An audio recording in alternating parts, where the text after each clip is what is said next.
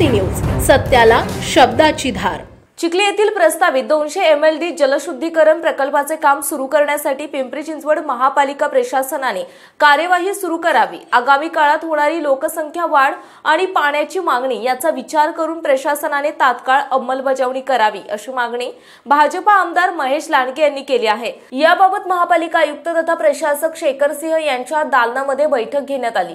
यावेळी आमदार लांडगे यांनी या विषयावर सविस्तर चर्चा केली। आमदार लांडगे म्हणाले की पिंपरी चिंचवड महापालिका 1997 मध्ये समाविष्ट झालेल्या गावांमध्ये वाढलेली लोकसंख्या आणि पाण्याची गरज याचा विचार करता भामा आसकड प्रकल्पाअंतर्गत चिखली येथे प्रस्तावित 200 MLD जलशुद्धीकरण प्रकल्पाचे काम त्वरित हाती घ्यावे।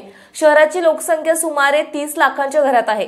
चिखली, तळवडे, मोशी, चरोली, दिघी, डुडुळगाव, जाधववाडी आदी गावांचा समावेश महापालिका हद्दीत झाला। मात्र 2017 पर्यंत या गावांना पायाभूत सोयीसुविधांपासून वंचित राहावं लागत आहे, असे आमदार लांडगे यांनी निवेदनामध्ये म्हटलं आहे।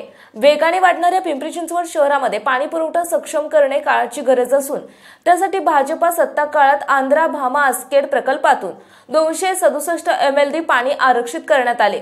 त्यापैकी 100 MLD पाणी शहरात दाखल झाले आहे।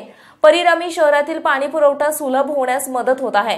शहरातील आगामी 40 वर्षातील वाढत्या नागरिकांचा विचार करून भामा आसकड प्रकल्पाचे काम सुरू झाले आहे। आगामी 1.5-2 वर्षांमध्ये पाणी शहरात दाखल होईल।